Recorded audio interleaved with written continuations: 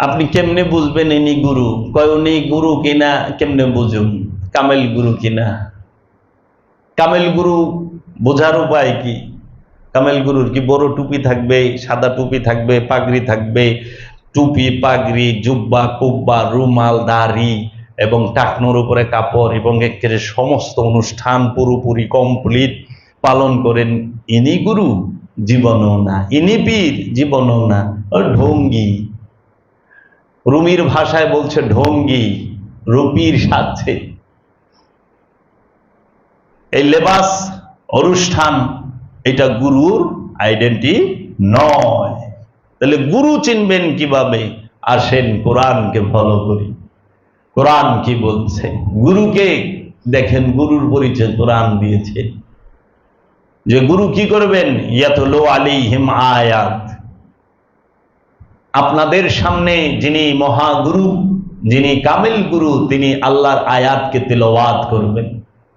ওয়ায়ুযাক্কিহিম, এবং আপনার নফসকে পবিত্র করবেন। ওয়ায়ুআল্লিমুহুমুল কিতাব, এবং সেই গুরু আপনাকে কিতাব শিক্ষা দেবেন। ওয়াল হিকমাত, এবং আপনাকে হিকমত দান করবেন, হিকমতের জ্ঞান দান করবেন। গুরুর কাজ চারটি। কয়টি? প্রথম, এটি হলো মূল, প্রথম কোরআন বলে দিয়েছে আয়াত তেলাওয়াত করবেন। দ্বিতীয় হচ্ছে আপনার নফসকে পবিত্র করবেন। ওয়ায়ুযাক্কিহিম, তার মানে নফসকে পবিত্র করার জ্ঞান গুরুর আছে। নফস কিভাবে পবিত্র করেন গুরু? পানি দিয়ে, সাবান দিয়ে, মেসওয়াক দিয়ে? না, মেসওয়াক, পানি, সাবান দিয়ে গুরু নফসকে পবিত্র করে না। গুরু নফসকে পবিত্র করে তাসাব্বুর দিয়ে, গুরুর রূপের ধ্যান করতে হবে। কারণ গুরু ওয়াজহুল্লাহ, গুরু আল্লাহর চেহারা। কামিল গুরু তিনি আল্লাহর চেহারা। গুরুই ওয়াজহুল্লাহ, গুরুই আইনুল্লাহ, গুরুই সামিউল্লাহ, গুরুই বাসিরুল্লাহ, গুরুই ইয়াদুল্লাহ, গুরুর হাত ইয়াদুল্লাহ, গুরুর চেহারা ওয়াজহুল্লাহ, গুরুর চোখ আইনুল্লাহ, গুরুর কান সামিউল্লাহ, গুরুর জবান বাসিরুল্লাহ। চোখ সামিউল্লাহ, সে দেখে, বাসির শুনে। এই গুরুর চোখই আল্লাহর চোখ, গুরুর দৃষ্টি আল্লাহর দৃষ্টি, গুরুর জবান আল্লাহর জবান, গুরুর কর্ণ আল্লাহর কর্ণ, গুরুর নাক আল্লাহর নাক, গুরুর হাত আল্লাহর হাত। তাই কামেল গুরুর কর্ম যে সে প্রথমে আয়াত তেলাওয়াত করবে, কখনোই সেটা আরবি ভাষার লাইন নয়। আয়াত, আয়াত মানে কি? নিদর্শন। কার নিদর্শন? আয়াত। আল্লাহর নিদর্শনকে বলা হয় আয়াত। আল্লাহর নিশানি, আল্লাহর নিদর্শন। আল্লাহর নিদর্শনকে, আল্লাহর নিদর্শন পূর্ববর্তী সকল ওলি আল্লাহ, নবী, রাসূলগণ, এরা হচ্ছে আল্লাহর নিদর্শন। এই আল্লাহর নিদর্শনকে বর্ণনা করবে যিনি কামেল গুরু, তিনি তার পূর্ববর্তী যত কামেল গুরু আছেন, নবী, রাসূল আছেন, সবার বিষয়গুলোকে আপনাকে জানাবে। তারপরে আল্লাহর কামেল ওলি কি করবেন? গুরু কি করবেন? ওয়ায়ুযাক্কিহিম, আপনার নফসকে পবিত্র করবেন। নফস কোথায় থাকে? দেহের ভিতরে। নফস দেহের বাইরে না। নফসের কোনো হাত পা নাই, নফসের কোনো অঙ্গ প্রত্যঙ্গ নাই। অঙ্গ প্রত্যঙ্গের সৌষ্ঠবের উপরে নফসকে বসিয়ে দেওয়া হয়। নফস নিরাকার, নফসকে ধরা যায় না, নফসকে বাঁধা যায় না। নফস প্রাণ নিরাকার, আকারের উপরে নিরাকার বৈশা রয়েছে। 18 মুকামের ঘরে জ্বলছে এক নূরের বাতি, এ বড় আজব কুদরতি, এ বড় আজব কুদরতি। 18টা মুকামের উপরে একটা বাতি, সেই প্রাণ জ্বলতেছে। দেখতে বাতি উজালাময়, দেখতে যদি কার বাসনা হয়, যদি বাসনা থাকে যে এই প্রাণকে দেখবেন, জানবেন, চিনবেন, তাহলে এই দেহে যতকাল প্রাণ আছে এই এতকালই সাধন ভোজন করতে হবে, পরে করলে আর হবে না। কারণ বসতি অন্ধকার হইলে আর আলো দেখা যাবে না। এর জন্য নফসের কোনো অঙ্গ প্রত্যঙ্গ নাই, নফস নিরাকার, দেহ আকার। এই দেহটা 3.5 হাত এই হাতের। দেহের মাপ সুতা দিয়া, সমলি দিয়া নিতে পারবেন, আমার প্রাণের মাপ নিতে পারবেন? যে প্রাণ দেহ থেকে বের হয়ে যাওয়ার পরে দেহটা মৃত বলে ঘোষণা করা হলো, এই দেহ মরা, এই দেহ মৃত্যুবরণ করেছেন, এই দেহ সে লাশ হয়ে গেছে, এই দেহের মধ্যে জাবের আর নাই, জাবের মারা গেছে। যখন পড়বে ইন্না লিল্লাহি ওয়া ইন্না ইলাইহি রাজিউন, নিশ্চয়ই আল্লাহ হতে এসেছিল, আবার আল্লাহর মধ্যেই ফিরত চলে গেছে। তাহলে এই দেহের মধ্যে যে 80টা বছর, 70টা বছর, 60টা বছর, 50টা বছর, 40টা বছর বৈশা রইল, কে রইল, কে খাইলো, কে ঘুমাইলো, কে দেখলো, কে শুনলো, কে বললো, খোঁজ নিলাম না। এই নফসে দেখছে, নফসে খাইছে, নফসে শুনছে, নফসে সমস্ত কিছু করছে। কি দিয়া করছে? হাত দিয়া নফসে ধরে, চোখ দিয়া নফসে দেখে, কান দিয়া নফসে শুনে, নাক দিয়া নফস নিঃশ্বাস নেয়, নিঃশ্বাস ছাড়ে, মুখ দিয়া নফস বলে, মুখ দিয়া নফস খায়, জিহ্বা দিয়া নফসে স্বাদ নেয়, পা দিয়া নফসে দাঁড়ায়, পা দিয়া নফসে হাঁটে, পা দিয়া নফসে দৌড়ায় এবং প্রকৃতির ডাকে সাড়া দেয় প্রস্রাব পায়খানার জন্য নফসে নিজেই। মাইন্ড সাড়া দেয় আপনার। আপনি একটু খেয়াল করেন, যখন আপনি মাইন্ডকে স্থির করেন, আপনি প্রস্রাব করবেন, প্রস্রাবের রাস্তা খুইলা যায়। যে পর্যন্ত আপনি তাকে ওইখানে নক না করেন, ইন্ডিকেট না করেন, সে খুলে না দরজা। এর জন্যই নফস কি? নফস কাকে বলে? নফস বলা হয় আপন। আমার দয়াল মুর্শিদ বাবা জাহাঙ্গীর আমাকে যে শিক্ষা দিয়েছে, মুর্শিদের চরণে হাজারো কোটি সেজদা ভক্তি রেখে বলছি, আপন মানবীয় ইন্দ্রিয় অনুভূতির বিচিত্র গতি প্রবাহের নাম হচ্ছে নফস। এই আপন মানবীয় ইন্দ্রিয় বিচিত্র গতি প্রবাহে, আপন মানবীয় ইন্দ্রিয় অনুভূতির বিচিত্র গতি প্রবাহের মাঝে আপনি সব সময়, এই দেহ আপনার ফানা হয়ে রয়েছে, দেহ সব সময় সেই অনুভূতির ইন্দ্রিয়ের বিচিত্র গতি প্রবাহের কথা শুনতেছে।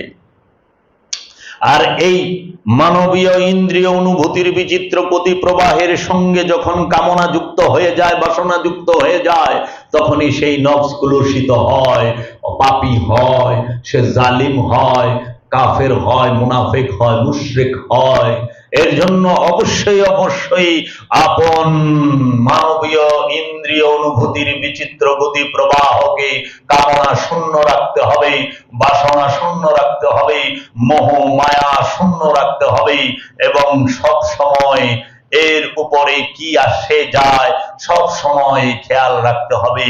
এই প্রতিটা ইন্দ্রিয় অনুভূতির সামনে দিয়ে যাহা কিছু আসে যায় তাকে খুঁটিয়া খুঁটিয়া দেখা, বিশ্লেষণ করা, গবেষণা করার নামই হচ্ছে সলাত। এবং এই সলাতের মধ্যেই বর্জন এবং গ্রহণ দুইটাই রয়েছে। সলাতের দ্বারা বর্জন করবেন, সলাতের দ্বারাই গ্রহণ করবেন। রসুলের রূপ গ্রহণ করবেন আর খান্নাসের ক্রমন্তরণা বর্জন করবেন। তাই আপনি সবচেয়ে বড় পরীক্ষার্থী, আপনাকে পরীক্ষা করার জন্য পাঠিয়েছে। তাই আল্লাহর রসুল কি করবেন? যিনি কামেল গুরু হবেন তিনি পবিত্র বস্তুকে হালাল করে দিবেন, অপবিত্র বস্তুকে হারাম করে দিবেন এবং আপনার পিঠের উপরে যে বোঝা আছে সেই বোঝাকে অপসারণ করে দিবেন। পিঠের উপরে কিসের বোঝা? কি সেই বোঝা? যে পিঠের উপরে যেটা আমি ভার বহন করে চলেছি।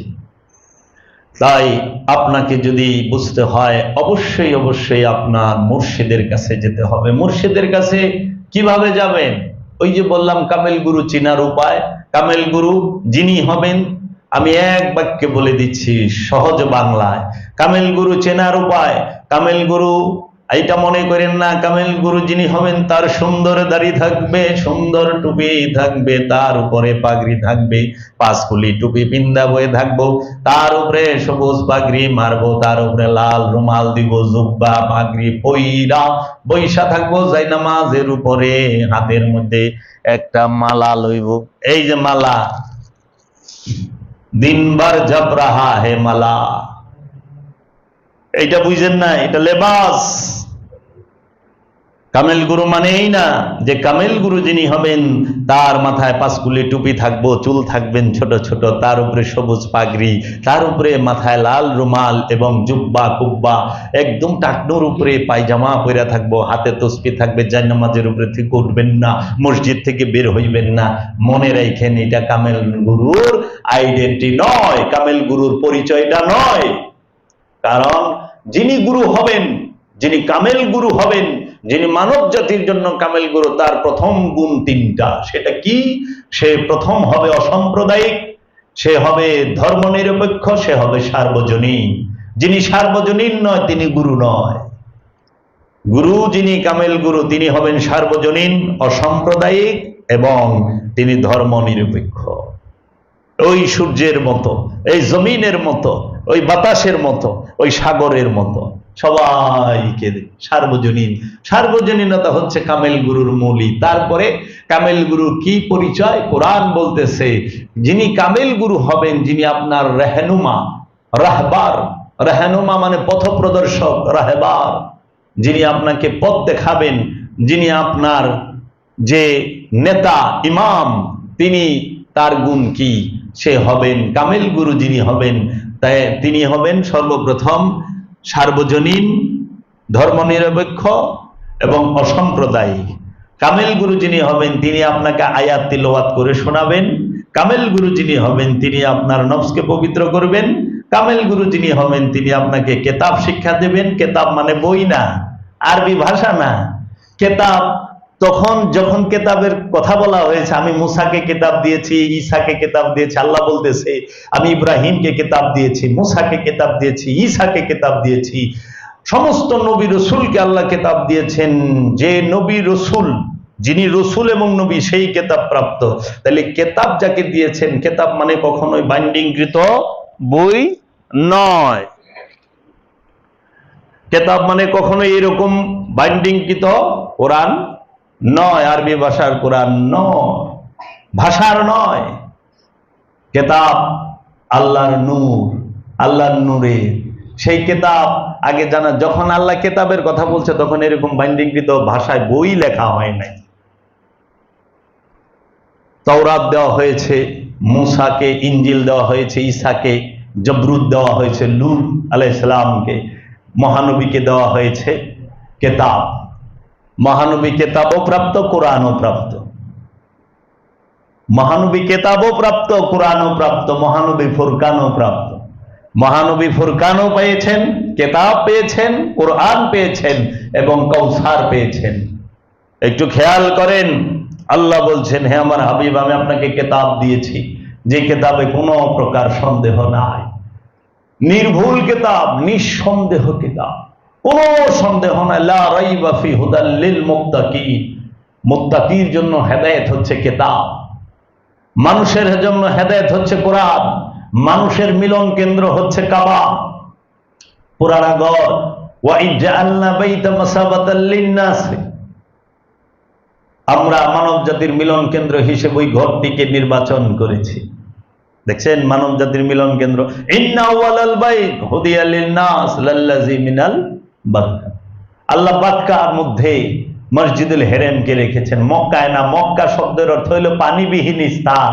বাক্কা মানে হলো জল, যে স্থান কান্না করে তাকে বলে বাক্কা। আর বাক্কার মধ্যেই আছে মসজিদুল হেরেম। মসজিদুল হেরেম মক্কায় না, মক্কা মানে যে স্থানে পানি নাই, বাক্কা মানে যে স্থান কান্না করে। কোন স্থান কান্না করে? মসজিদুল হেরেমের সামনেই জমজম। পানি উঠছিল না নিজের থেকে, না চাইপা উঠাইছিলেন? জমজম কূপের থেকে কি দড়ি দেয়া পানি উঠাইছিল, না নিজের থেকে উঠছে? যে স্থান কান্না করে তাকে বলে বাক্কা, আর যেখানে পানি নাই তাকে বলে মক্কা। আর বাক্কার মধ্যেই আছে কি? মসজিদুল হেরেম। এর জন্য বাবাজি মনে রাখতে হবে যে আপনারা, আমরা যে কিতাবকে মনে করতেছি এই কিতাব, এইটা ভাষার কাগজ কালির বাইন্ডিং এ, কিন্তু আল্লাহ যে কিতাব পাঠাইছে সেই কিতাব কেউ ছাপাইতে পারে না। কিন্তু এই কিতাব কিন্তু মানুষ ছাপায়, প্রেসে ছাপায়, মানুষ লেখে, কলম দিয়া লেখে, কালি দিয়া লেখে। কিন্তু আল্লাহর কিতাবকে আল্লাহর কিতাব পাঠ করলে হেদায়েত লাভ করে। আল্লাহর কিতাব পাঠ করলেই হেদায়েত। আল্লাহর কিতাব স্পর্শ করতে যে গেলে পবিত্র হইতে হবে। পবিত্র না হইয়া কিতাব কোরআনকে স্পর্শ করা যায় না। কিতাব বুঝতে চান, পবিত্র হইতে হবে। সেটা কোন পবিত্র? হাত মুখ দিবেন পানি দিয়ে, পানি দিয়ে পবিত্র হওয়া যায় নাকি? পানি দিয়ে পরিষ্কার হওয়া যায়? পবিত্র হইতে হয় কিতাবের ধ্যান করে। এর জন্য পবিত্র হইতে পারলে আপনি কিতাব বুঝবেন। আপনি তো পবিত্রই হন নাই, কোরআন বুঝবেন কোথা থেকে? কোরআন বুঝতে হইলে পবিত্র হইতে হবে। লা ইয়ামাসসাহু ইল্লাল মুতাহহারুন, কেউই স্পর্শ করতে পারে না পবিত্র হওয়া ব্যতীত এই কোরআনকে। তাই আপনারা যারা এই কিতাবকে মনে করতেছেন বাইন্ডিংকৃত পুস্তক, এই কিতাবের শেষ আছে? আল্লাহর কিতাবের শেষ আছে? আল্লাহর কিতাবের তো শেষ নাই। এটার ৬২৩৬ আয়াত পর্যন্ত শেষ, মতান্তরে ৬২৬৬ আয়াত, ৬২৩৬ নয় ৬৬৬৬, এই তো মতভেদ আছে। এই তো সে, কিন্তু কিতাবের কি শেষ আছে? অথচ এই কোরআনই বলতেছে সূরা লুকমানের মধ্যে সমস্ত পৃথিবীর সমস্ত পানিগুলোকে কালি বানাও, গাছগুলোকে কলম বানাও, দাও এই কোরআনের তাফসীর লিখে শেষ করতে পারবে না। শুধু তাই না, ৭ বার পানিগুলোকে কালি বানাও, ৭ বার গাছগুলোকে কলম বানাও, তাও তুমি এই তাফসীর লিখে শেষ করতে পারবা না। এটা এত বিজ্ঞানময় এবং এত গভীর দর্শনের কিতাব। সেই কিতাব কোন কিতাব? নূরি কিতাব। আসল নূরি কিতাবকে আল্লাহর রাসূল মুহাম্মদ সাল্লাল্লাহু আলাইহি ওয়াসাল্লাম। আসল কিতাবকে আদম আলাইহিস সালাম, আসল কিতাবকে ইব্রাহিম আলাইহিস সালাম। সমস্ত নবী রাসূলগণই আল্লাহর আসল নূরি কিতাব। এই নূরি কিতাব যে পাঠ করেছে সেই হেদায়েত লাভ করেছে। আর এই কিতাব পড়ে অনেকে ব্যবসাও করে, এই কিতাব পড়ে অনেকে মাল পানিও কামায়, আবার এটা ছাপায়ও, কিতাব ছাপায়ও বাড়ি গাড়ির মালিক হইছে না?